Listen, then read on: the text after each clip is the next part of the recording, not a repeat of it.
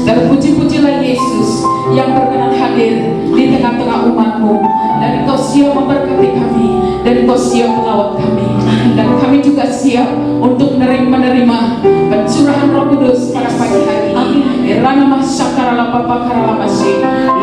nama Yesus Kristus kami berdoa dan mengucap syukur. Haleluya. Mari kita yang percaya bersama-sama katakan amin. Haleluya. Shalom.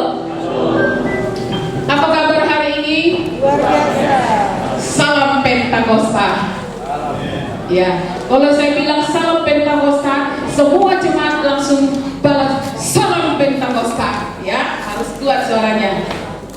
1, 2, 3 ya. Salam Pentakosta. Salam Pentakosta. Anak-anak kayaknya belum kedengar. Biasanya suara anak-anak paling kencang. Ya, semua sama-sama ya. Salam Pentakosta. Salam Pentakosta. Wow, luar biasa. Saya percaya pagi hari ini kita akan mengalami pencurahan Roh Kudus. Nah, Bapak Ibu Saudara yang dikasih oleh Tuhan, setiap kita akan mengalami pencurahan Roh Kudus, karena itu adalah satu janji Tuhan. Saudara, dalam perjanjian lama Roh Kudus belum dicurahkan. Dalam perjanjian lama Bapak Ibu, Roh Kudus itu hanya menghinggapi beberapa orang saja untuk pekerjaan dan panggilan mereka sebagai raja atau sebagai pelayan di bait Allah. Tetapi saudaraku, di dalam kitab Yoel 2 bahwa telah ada nubuatan bahwa pencurahan Roh Kudus akan dialami oleh orang-orang percaya, dan itu telah digenapi dalam Kisah Para Rasul 2. Katakan amin. Amin. Nah, saudaraku yang dikasih oleh Tuhan, tetapi yang mau saya sampaikan pada pagi hari ini, peran Roh Kudus dalam hidup orang percaya. Ya, saya percaya saudara bahwa setiap kita sudah dipenuhi oleh Roh Kudus. Setiap kita ketika terima Yesus sebagai Tuhan dan Juru Selamat kita, sejak saat itu Roh Kudus tinggal dan diam di hati orang percaya. Katakan amin. Amin. Setiap kita yang sudah mengalami kelahiran baru di dalam Kristus, sejak saat itulah Roh Kudus berkarya dalam hidup saudara. Sejak saat itulah karya Roh Kudus dinyatakan dalam diri saudara. Sejak saat itulah Roh Kudus tinggal dan diam dalam hidup kita. Nah, Bapak Ibu Saudara yang dikasih oleh Tuhan, apa peran Roh Kudus dalam hidup kita? Apa peran Roh Kudus kepada kita ketika kita percaya kepada Yesus? Nah, yang pertama mari kita buka firman Tuhan Yohanes 16 ayat 7 sampai 12.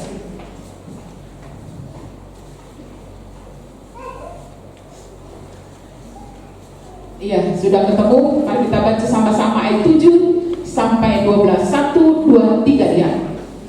Namun benar yang kukatakan ini kepadamu adalah lebih berguna bagi kamu jika aku pergi, sebab jikalau aku tidak pergi, penghibur itu tidak akan datang kepadamu. Tetapi jikalau aku pergi, aku akan mengutus dia kepadamu. Ayat 8. Dia akan mengisahkan dunia akan dosa, kebenaran dan penghakiman. Akan dosa karena mereka tetap tidak percaya kepadaku. Akan kebenaran karena aku pergi kepada Bapa dan kamu tidak melihat aku lagi. Akan penghakiman karena penguasa dunia ini telah dihukum. Nah, Bapak Ibu Saudara yang dikasih oleh Tuhan, apa peran Roh Kudus dalam kehidupan orang percaya? Apa peran Roh Kudus bagi gereja Tuhan masa kini? Kita tahu bahwa Tuhan sudah mencurahkan Roh-Nya bagi gereja-gereja saat ini. Itu sebabnya Bapak Ibu, gereja Tuhan bertumbuh sampai hari ini. Kita tahu itu adalah pekerjaan Roh Kudus. Katakan amin. Nah, saudara yang dikasih oleh Tuhan, yang pertama peran Roh Kudus dalam hidup saya, peran Roh Kudus dalam hidup kita sebagai orang percaya, bagi kita yang ada di tempat ini. Yang pertama, ayat yang ke-9. Kita baca bersama-sama 1, 2, 3 ya. Ayat yang sebelumnya dulu, ayat 8 berarti. Iya. Dan kalau ia datang, ia akan mengisapkan dunia akan dosa, kebenaran dan penghakiman. Nah, saudara, peran Roh Kudus dalam hidup orang percaya yang pertama, mengisapkan dunia akan dosa. Mengisapkan dunia akan dosa, mengisapkan dosa di dalam diri kita. Nah, saudara yang dikasih oleh Tuhan, dunia ini penuh dengan kejahatan.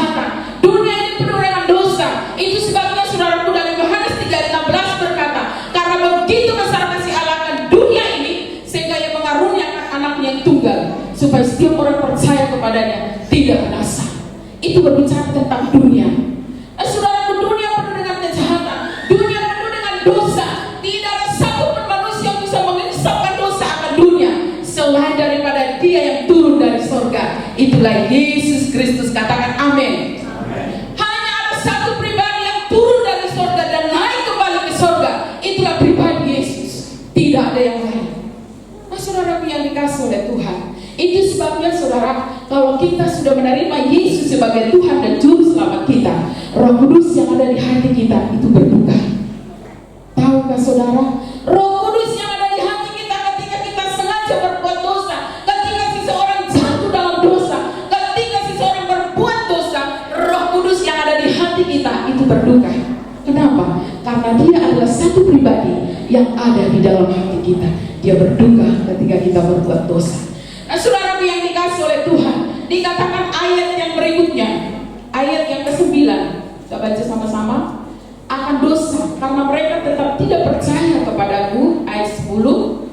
Akan kebenaran, karena aku pergi kepada Bapa dan kamu tidak melihat aku. Ayat 11. Akan penghakiman, karena penguasa dunia telah dihukum. Jadi itu sebabnya saudara yang dikasih oleh Tuhan, dunia tidak bisa menerima Dia. Itu sebabnya, tahukah saudara, sampai hari ini ada banyak orang mengaku Yesus bukan Tuhan. Tetapi bagi kita yang percaya Yesus adalah Tuhan dan Juru Selamat dunia, katakan amin.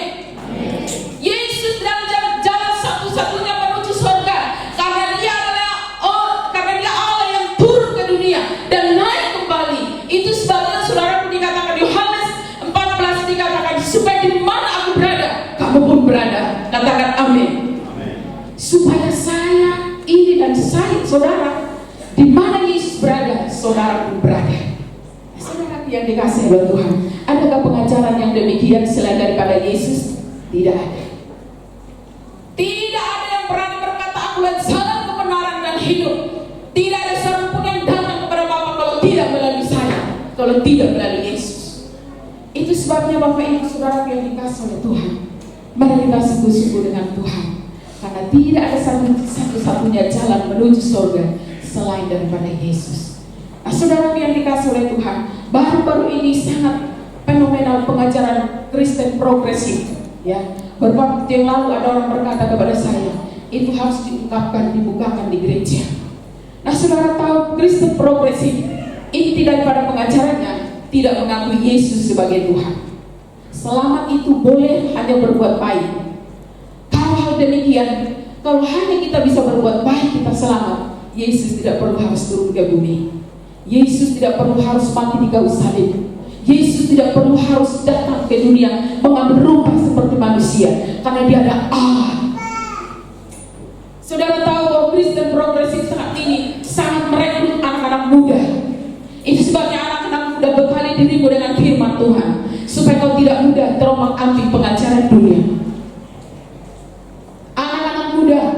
Bahkan di Mazmur dikatakan, dengan apakah seorang muda mempertahankan kelakuannya bersih, menjaganya sesuai dengan firman Tuhan. Anak-anak muda di tempat ini, datanglah ibadah yuk, datanglah ibadah komsel. Jangan hanya hari Minggu pagi saja datang beribadah. Supaya apa? Supaya kau tertanam dalam firman Tuhan, supaya kamu tertanam dalam kebenaran, ajas-ajas kekristenan yang paling utama kau harus tahu. Kenapa saudara? Banyak anak-anak muda sekarang disesat ketika menonton TikTok. Oh, tidak perlu kasih perpuluhan, dia tidak lagi kasih perpuluhan. Saudara, saya mau katakan perpuluhan itu adalah milik Tuhan. Engkau harus bawa itu ke rumah Tuhan. Ada orang berkata bahwa Yesus itu, jikalau kita tidak percaya kepada Yesus, hanya kita berbuat baik, oh Tuhan itu tidak adil. Oh, saya bilang Tuhan itu adil dalam penghakiman. Itu sebabnya saudara dikatakan dunia tidak bisa menerima Dia, tetapi kita yang percaya kepada Yesus menerima Dia sebagai Tuhan dan Juru Selamat kita. Itu sebabnya saudaraku dikatakan mengisahkan dunia kebenaran dan penghakiman. Setiap orang yang tidak percaya kepada Yesus akan menerima penghakiman dari Tuhan. Itu sebabnya saudara jangan main-main dalam hidup ini. Jangan pernah main-main dengan Tuhan. Jika engkau sudah menerima Yesus sebagai Tuhan dan Juru Selamatmu, jangan berbuat dosa lagi. Amin. Jangan pernah ada kebencian di hatimu. Jangan pernah ada penggosip dalam hidupmu. Jangan bergaul dengan orang-orang yang cabul. Jangan bergaul dengan orang-orang yang tidak benar. Hidupmu akan demikian. Tapi bergaullah dengan orang-orang yang suka beribadah, suka kebenaran, suka hal-hal yang baik. Engkau pasti jadi orang yang baik. Percayalah. Itu sebabnya di Mazmur dikatakan ada sekumpulan pencemooh. Saya berharap tidak ada sekumpulan pencemooh di tempat ini yang kesukaannya hal-hal yang tidak baik. Katakan amin. Saudara yang dikasih oleh Tuhan, saya percaya bahwa tiap-tiap kita yang sudah menerima Yesus sebagai Tuhan dan Juru Selamat kita tidak lagi ada dalam penghakiman, tetapi kita ini saudaraku akan menerima mahkota dalam kehidupan kita. Tapi orang-orang tidak percaya menerima penghakiman dari Tuhan. Saudaraku yang dikasih oleh Tuhan, peran Roh Kudus yang pertama mengisapkan kita akan dosa, supaya kita tidak lagi berbuat dosa. Kalau sempat berbuat dosa, bertobat. Roh Kudus yang ada di hatimu pasti mengingatkannya. Supaya apa? Supaya kita tidak menerima penghakiman dari Tuhan. Katakan amin. Saudaraku yang dikasih oleh Tuhan, peran Roh Kudus dalam kehidupan orang percaya mengisapkan saya dan saudara akan dosa. Nah, yang kedua, saudaraku, apa peran Roh Kudus dalam hidup saya dan saudara? Yang kedua, mari kita buka Yohanes, masih tetap pasal yang sama. Kita baca ayat 13 dan 14. Kita baca sama-sama 1, 2, 3. Tetapi apabila ia datang, yaitu Roh kebenaran, ia akan memimpin kamu kepada dalam seluruh kebenaran, sebab ia tidak akan berkata-kata dari dirinya sendiri, tetapi segala sesuatu yang didengarnya itulah yang dikatakannya, dan ia akan memberitakan kepadamu hal-hal yang akan datang. Ayat 14. Ia akan memuliakan aku, sebab ia akan memberitakan kepadamu apa yang diterimanya daripadaku. Nah, saudara yang dikasih oleh Tuhan, peran Roh Kudus dalam hidup kita sebagai orang percaya. Yang kedua, saudara, dikatakan di situ bahwa memimpin kita kepada seluruh kebenaran Allah. Ya, ayat yang ke-13 dikatakan memimpin kita kepada seluruh kebenaran Allah. Tahukah saudara bahwa seluruh kebenaran Allah ada di dalam firman Tuhan? Katakan amin. Seluruh kebenaran Allah ada di dalam Alkitab. Seluruh kebenaran Allah sudah dibukukan di buku ini, sudah dituliskan oleh para rasul. Karena itu adalah pengalaman mereka bersama dengan Tuhan. Seluruh kebenaran Allah ada di buku Alkitab ini, telah dibukukan oleh para rasul-rasul. Saudaraku yang dikasih oleh Tuhan, Roh Kudus akan memimpin kita kepada seluruh kebenaran tentang Allah. Kebenaran itu, kebenaran yang ada dalam firman Allah ini, kita akan memahaminya. Kita akan apa? Kita akan tahu bahwa apa yang penting dalam pengajaran-pengajaran kekristenan. Nah, saudaraku yang dikasih oleh Tuhan, saya percaya bahwa Bapak Ibu Saudara, bahwa ketika dia hadir dalam beribadah, doa selasa datang, doa subuh datang, di komsel datang, di PW datang, di kaum bapak datang, ya, di setiap jam-jam ibadat dia datang. Saya percaya bahwa pemahaman tentang firman Allah dia pasti akan mengalami. Kenapa? Karena dia selalu datang beribadah. Karena di dalam ibadah itu firman Tuhan dibukakan.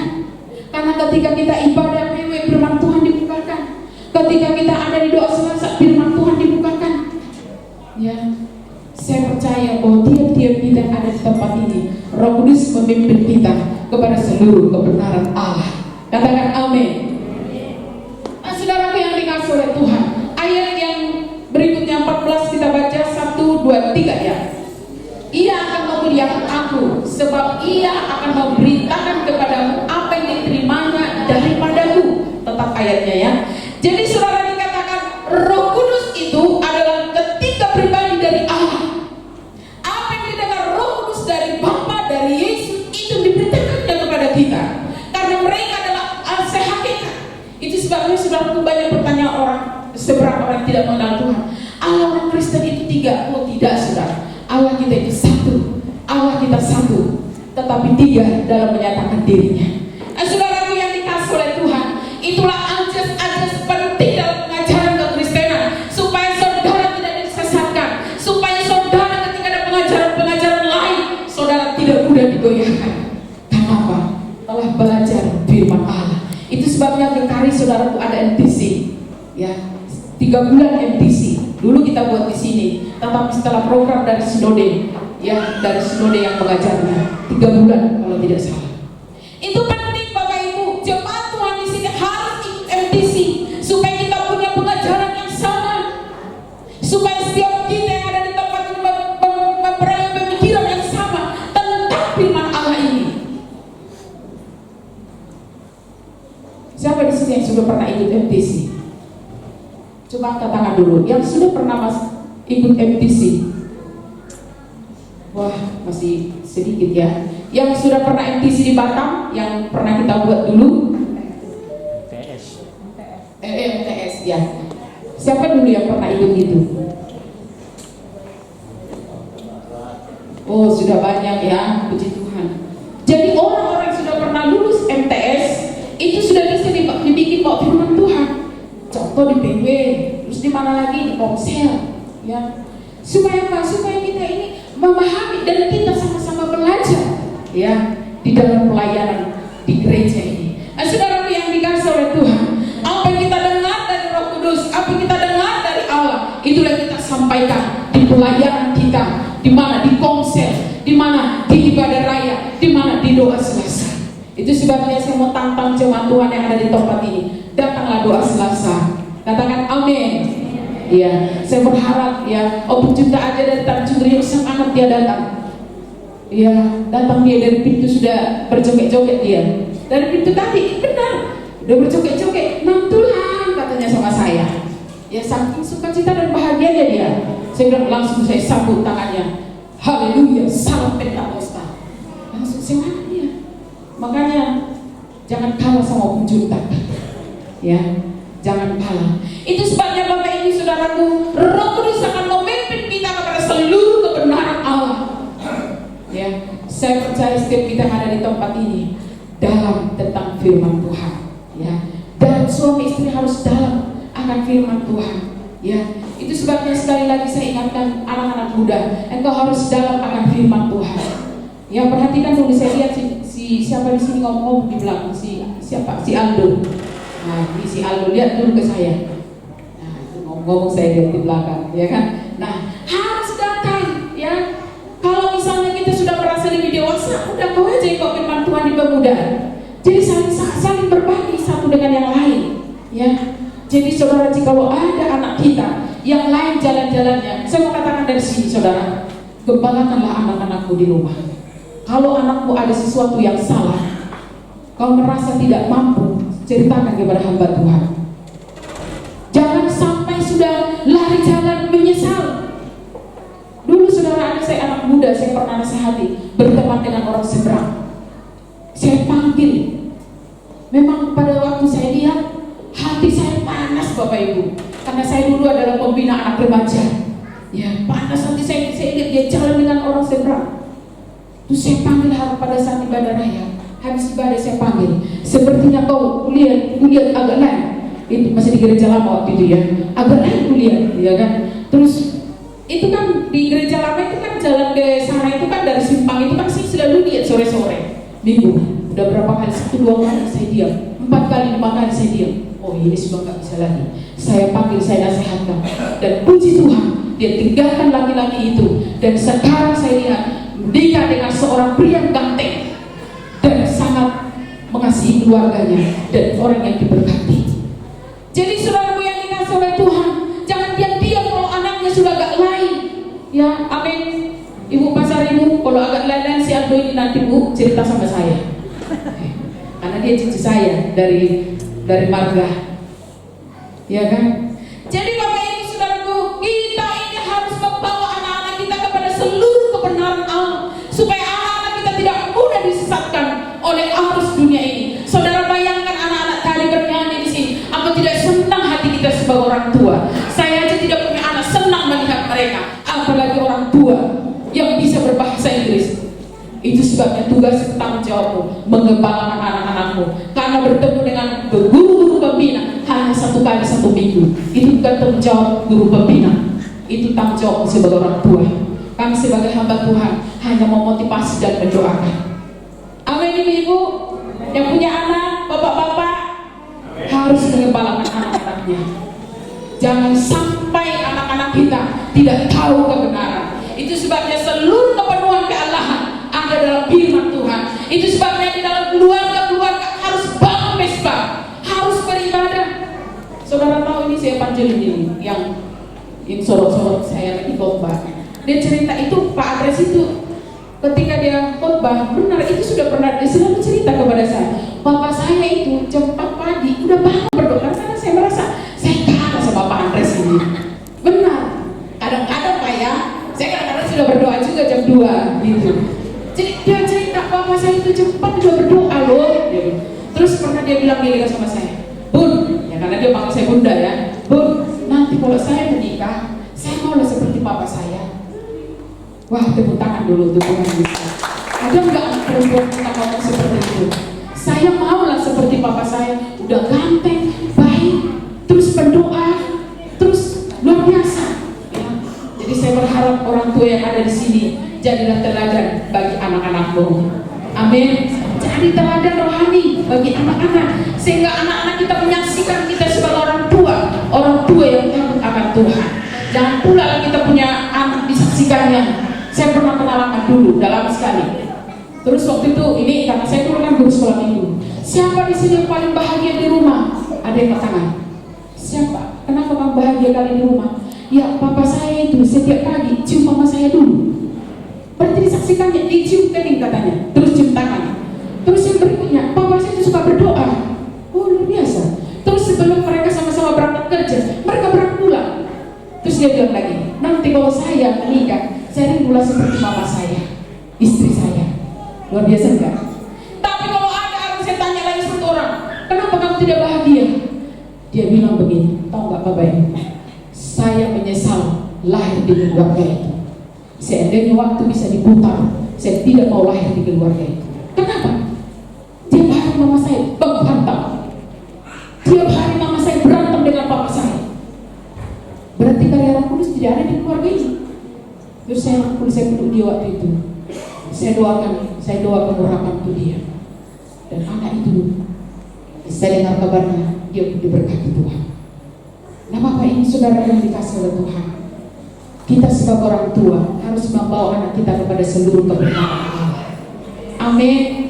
Itu yang kedua. Dan ketiga, peran Roh Kudus dalam hidup kita. Kita baca Yohanes 14 ayat 16 sampai 17.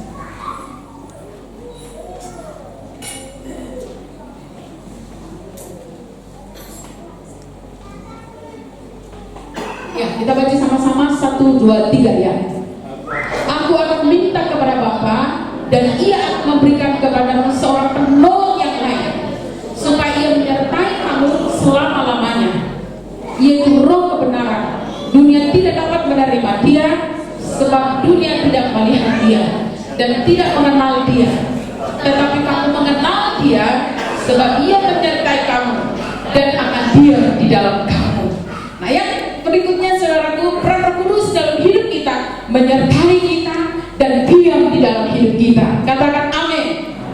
Nah saudaraku yang dikasih oleh Tuhan, kalau bukan karena penyertaan Tuhan dalam hidup kita, kita tidak akan bisa ada sampai hari ini. Dan saudaraku yang dikasih oleh Tuhan, dikatakan Roh Kudus itu tinggal di hati kita.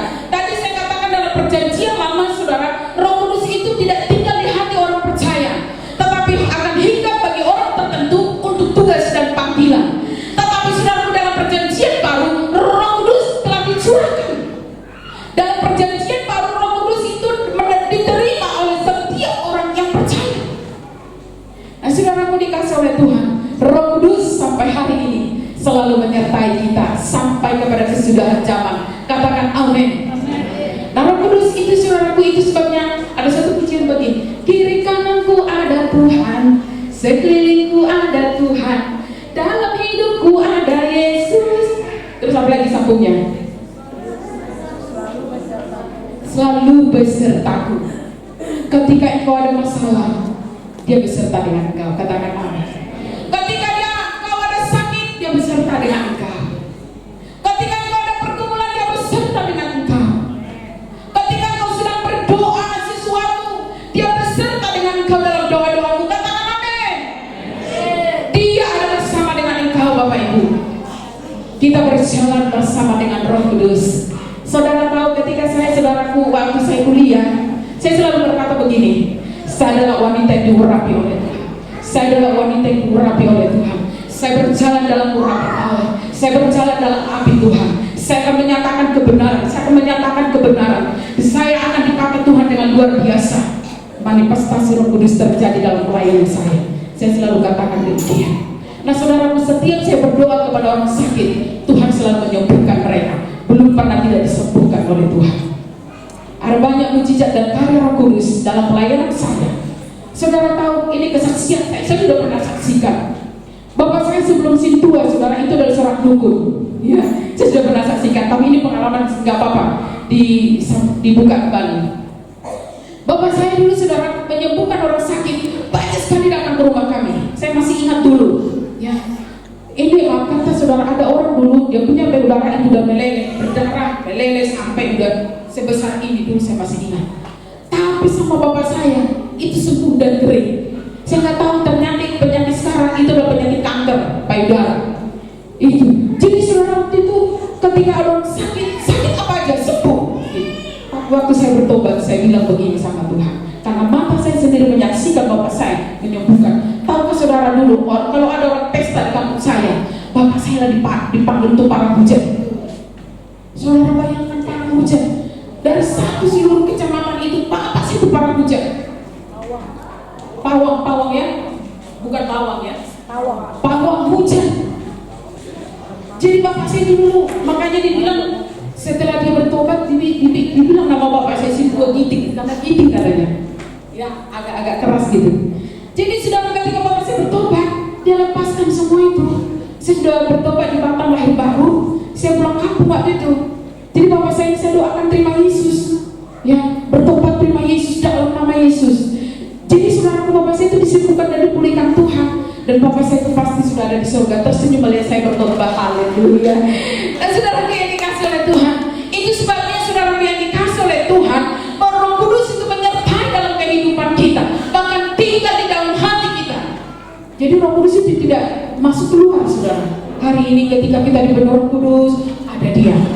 Ketika kita berbuat dosa, tinggalkan kita tidak. Roh Kudus ketika kita berdosa, tadi saya sudah katakan, Dia hanya berduka, sedih hatinya. Ya, itu sebabnya jangan buat Roh Kudus sedih di hati kita. Jangan buat Roh Kudus berduka. Jadi Bapak Ibu saudara yang dikasih oleh Tuhan, Roh Kudus itu tinggal dan diam di hati kita sampai kita kelak dipanggil Tuhan. Kita ada bersama dengan Tuhan, bersama dengan Roh Kudus. Katakan amin. Nah, saudara yang dikasih oleh Tuhan, itu yang ketiga, saudara. Nah, yang keempat, kita baca Efesus 1 ayat 17 dan 18. Mari kita baca sama-sama 1, 2, 3 ya. Dan meminta kepada Allah Tuhan kita Yesus Kristus, yaitu Bapa yang mulia itu, supaya memberikan kepadamu roh hikmat dan wahyu untuk mengenal Dia dengan benar. Jadi Roh Kudus itu, saudaraku, bahwa Dia akan memberikan kita hikmat dan wahyu. Saudara tahukah saudara bahwa kita ini perlu ada hikmat, kita ini perlu ada wahyu dari Tuhan. Supaya apa? Ketika kita belajar firman Allah, kita mengerti firman Tuhan. Kenapa? Ada hikmat dari Roh Kudus. Tidak mudah disesatkan ajaran pengajaran dunia ini. Ada hikmat untuk mengerti firman Tuhan. Bahkan dikatakan Dia memberi kita pewahyuan tentang Allah. Jadi saudaraku, firman Tuhan ini ketika dibukukan oleh para rasul, ada hikmat dan pewahyuan Allah atas para rasul. Dan kita juga Bapak Ibu, ketika kita baca firman Tuhan, ketika kita belajar firman Tuhan, Roh Kudus memberikan kita hikmat dan wahyu untuk mengerti tentang Allah. Katakan amin. Nah, saudaraku, kita perlu hikmat dalam hidup ini. Kalau tanpa ada hikmat, saudara, ketika kita menyelesaikan masalah, apa yang terjadi? Hikmat diperlukan dalam setiap waktu. Hikmat diperlukan dalam mengambil keputusan. Apa yang harus saya lakukan hari ini? Apa yang saya kerjakan hari ini? Apa yang harus saya buat untuk anak-anak saya? Perlu hikmat dari Tuhan. Ya, Bapak Ibu saudara yang dikasih oleh Tuhan, bahwa Roh Kudus itu memberikan kita hikmat dan wahyu tentang Allah. Itu sebabnya saudaraku, kalau saya selalu belajar firman Tuhan, ketika saya berdoa, saya selalu katakan, Tuhan, roh hikmat dan wahyu Allah ada padaku. Itu saya hafal ayatnya. Nah, saudara yang dikasih oleh Tuhan, setiap kita orang Kristen, orang percaya kepada Tuhan, engkau perlu hikmat. Engkau perlu hikmat dalam hidup ini. Dalam hal apapun perlu hikmat dalam hidup ini, supaya kita tidak salah ngambil keputusan atau apa saja dalam hidup kita. Suami istri penuh dengan hikmat, anak-anak penuh dengan hikmat Tuhan. Katakan amin. Nah, saudara yang dikasih oleh Tuhan, itu yang keempat. Yang kelima, mari kita baca 2 Korintus 1 ayat 21 sampai 22. Kita baca sama-sama 1, 2, 3 ya. Sebab Dia yang telah meneguhkan kamu bersama-sama dengan kamu di dalam Kristus adalah Allah yang telah mengurapi, memantraikan tanda miliknya atas kita, dan yang memberikan Roh Kudus di dalam hati kita sebagai jaminan dari semua yang telah disediakan untuk kita. Nah, saudaraku yang dikasih oleh Tuhan, yang kelima, peran Roh Kudus dalam hidup kita sebagai orang percaya, memantraikan kita dan sebagai jaminan. Katakan amin. Nah, saudara yang dikatakan, buka dulu ayat itu. Buka ayatnya yang tadi. Ayat yang ke-22 saja. Memantraikan tanda miliknya atas kita, dan yang memberikan Roh Kudus di hati kita sebagai jaminan dari semua yang telah disediakannya. Jadi saudaraku yang dikasih oleh Tuhan, bahwa kita ini adalah milik Allah. Dikatakan memantraikan kita sebagai milik Allah. Roh Kudus itu adalah sebagai materai. Jadi saudara, ketika saudara menerima Yesus sebagai Tuhan dan Juru Selamat saudara, saudara dicap, engkau adalah milik saya, kata Yesus. Jadi saudaraku yang dikatakan dalam Yohanes, tidak ada satupun yang bisa merebut mereka dari tangan Bapa, karena kita adalah milik Tuhan, sudah dicap sebagai tanda materai milik kepunyaan Allah. Jadi sama seperti ini saudara, suami istri, ketika kita mengikat janji dengan Tuhan bahwa suami itu atau si istri itu menjadi milik kita selama-lamanya. Amin. Tidak bisa diganti, tidak bisa ditukar. Kenapa? Telah dipersatukan di rumah Tuhan, telah dipersatukan oleh Allah. Itu sebabnya saudara, bahwa apa yang dipersatukan Allah tidak bisa diceraikan oleh manusia. Jadi saya berharap jemaat yang ada di sini tidak ada yang bercerai. Ya, kalau ada masalah selesaikan. Bila penting panggil hamba Tuhan. Kenapa? Karena suami istri itu sudah dicap miliknya. Itu adalah gambaran. Jadi saudaraku, kalau kita sebagai anak-anak Allah telah dimateraikan, telah dicap Roh Kudus yang ada di hati kita sebagai jaminan tentang seluruh apa yang sudah disediakan Allah bagi kita. Nah, saudaraku yang dikasih oleh Tuhan, ayat 22 kita baca sama-sama. 1, 2, 3 ya. Memantraikan tanda miliknya atas kita, dan yang memberikan Roh Kudus di hati kita sebagai jaminan dari semua yang telah disediakan. Saudaraku, apa yang disediakan Tuhan bagi saudara? Iya, hidup kekal. Itu number 1. Surga sudah disediakan. Hidup yang kekal. Terus apa lagi yang disediakan Tuhan bagi saudara? Berkat kesehatan, keuangan, kelimpahan, berkat kesuksesan. Apa disediakan Tuhan lagi? Semuanya. Berkat kesehatan, ketika kita sakit kita berdoa, Tuhan sediakan berkat kesehatan. Katakan amin. Amin. Iya dong, masa anak Tuhan sakit-sakit? Ya misalnya, ya kan? Yang jelas ketika kita berdoa, Tuhan mendengar doa kita. Nah, ayat yang berikutnya kita baca dalam Efesus 1 ayat 13 dan 14. Kita baca sama-sama 1, 2, 3 ya. Di dalam Dia kamu juga, karena kamu telah mendengar firman kebenaran, yaitu Injil keselamatanmu, di dalam Dia kamu juga, ketika kamu percaya, dimateraikan dengan Roh Kudus yang dijanjikannya.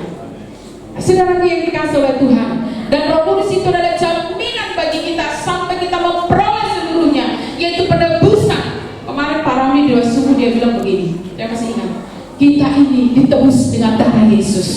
Benar Pak ya? Betul. Kita ini ditebus dengan darah yang mahal, dengan darah Yesus. Siapakah yang bisa menebus kita dengan demikian? Tidak ada. Selain daripada Yesus. Itu sebabnya dikatakan Roh Kudus itu adalah hatimu, di hatiku adalah jaminan bagi kita, yaitu penebusan yang menjadikan kita milik Allah untuk memuji kemuliaan. Itu sebabnya saudaraku yang dikasih oleh Tuhan, setiap kita ada di tempat ini, marilah kita terus memuliakan Tuhan. Katakan amin. Marilah kita terus memuliakan Tuhan. Ayat 14, oh itu, Roh Kudus adalah jaminan bagi kita sampai kita memperoleh seluruhnya, yaitu penebusan yang menjadi milik kita, milik Allah untuk memuji kemuliaannya. Mari kita Bapak Ibu yang ada di tempat ini, mari kita sungguh-sungguh dengan Tuhan. Mari kita setia kepada Tuhan. Jangan pernah tinggalkan Yesus oleh karena apapun, ya, oleh karena jabatan, oleh karena apa, uang, oleh karena apa, oleh karena laki-laki, oleh karena apa, oleh karena perempuan. Yesus harga mati tidak bisa ditukar dengan apapun.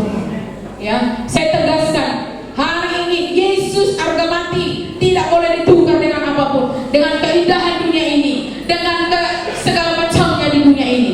Tahukah saudara, itu hanya bersifat sementara. Suamimu itu bersifat sementara, istrimu itu bersifat sementara, Mas Joko, Mas Bambang itu sementara.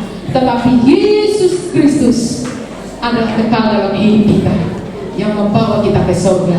Kita berjumpa nanti, oh nanti berjumpa dengan pejuta di surga. Apakah jogetnya masih sama atau tidak ya? Saya nggak tahu. Mungkin lebih kali ya kalau udah di surga. Ya kan, karena tubuh yang sekarang kan masih tubuh yang panah. Kalau di sana tubuh kemuliaan, tubuh surgawi, mungkin jogetnya udah agak beda, udah agak lain gitu. Ya, jadi itulah firman Tuhan hari ini Bapak Ibu. Marilah kita setia dengan Tuhan, sungguh-sungguhlah dengan Tuhan. Datanglah ibadah doa Selasa, datang doa subuh yang punya waktu, ya. Datanglah di kaum bapak, datang di kaum ibu, ya. Terus apa lagi kegiatan kita? Datang yuk, ya, yuk yang paling utama. Saya mau tekankan anak yuk. Jangan merasa kalau udah agak dewasa, udah agak umur sudah 25 tahun ke atas, gak keras lagi pemuda, gak datang lagi. Jangan ya, datanglah. Paling tidak, kalau kau datang tema yang lain datang, pastilah ibadah pemuda sampai menunggu kursi belakang. Amin ya. Ibu-ibu datang PW lah, jangan sampai gak datang ya. Percayalah, di PW itu kita diberkati, kita saling berbagi satu dengan yang lain.